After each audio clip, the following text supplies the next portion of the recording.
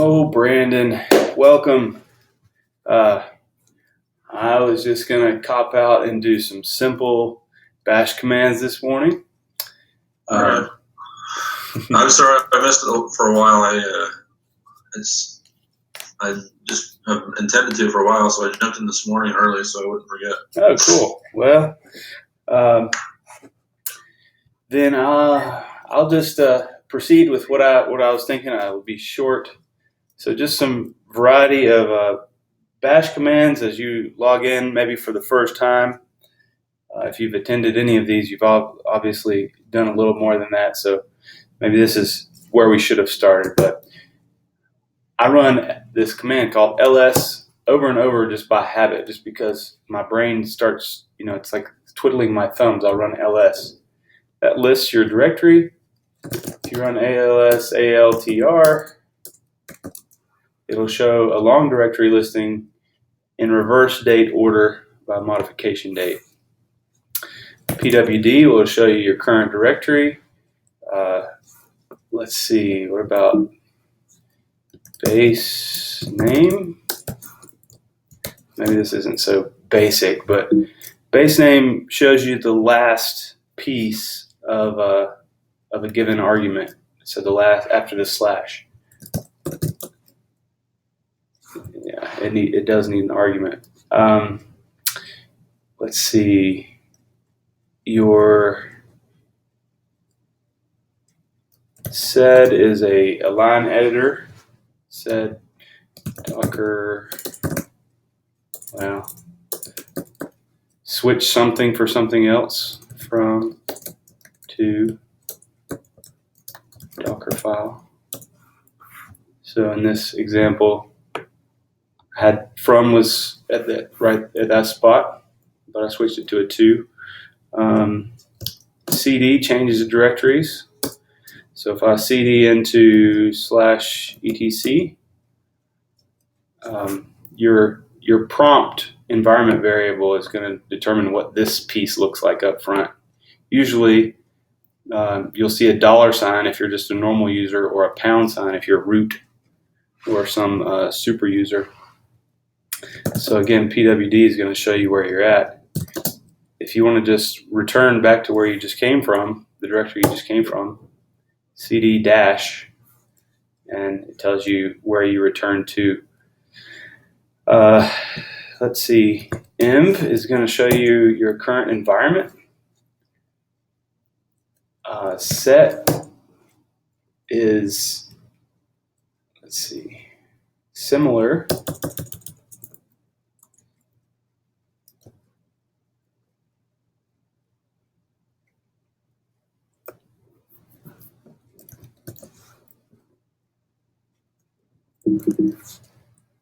So let's see the difference. Set, I'm going to output this to set.example.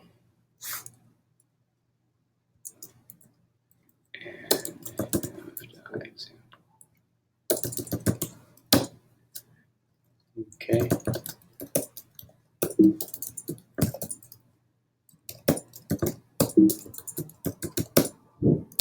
So diff will let you show the difference between a couple of files. I just used output redirection to put some stuff in from the output of env into a file.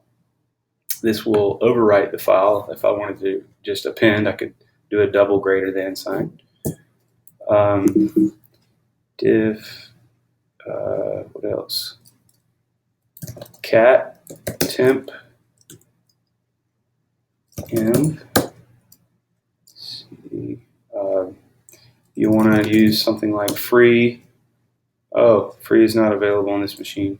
Top's going to show you your current processes. You can sort with by memory. By default, it's going to be CPU. Sort by memory with Shift M.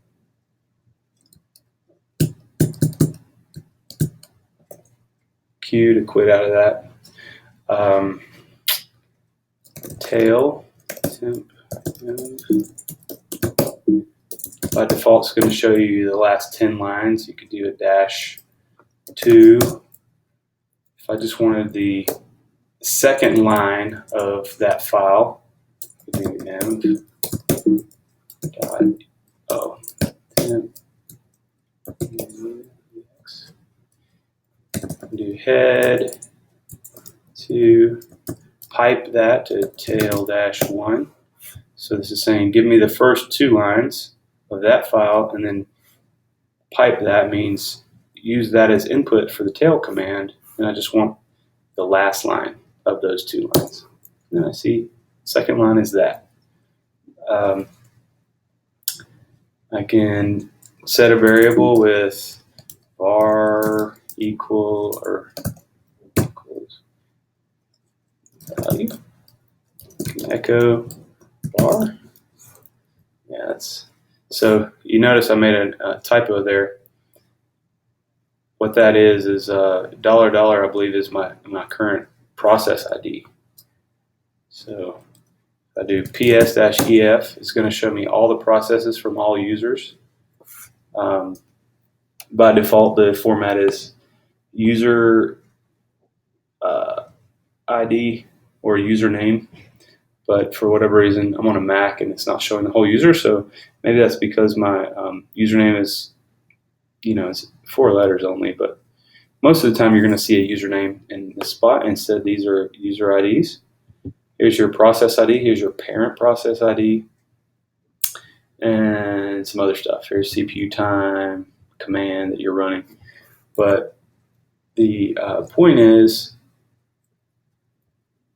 like if you see this range, like in the 89,000, quite high numbers. Normally, they're not so high, I guess, because I'm running lots of stuff.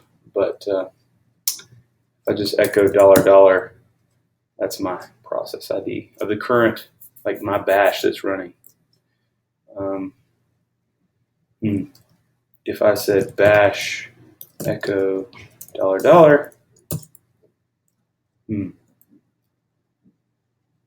bash echo.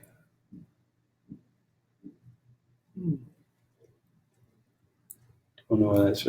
Anyways, let's run a sub shell here. Echo $. There you go. So I have a different PID now. And then back in this one, I have my old process ID. Yeah, echo. Yeah, that's a variety of commands that you might use, and hope you can make use of it. I will. Let me know if you want to hear more about some basic commands, and I'll see you tomorrow.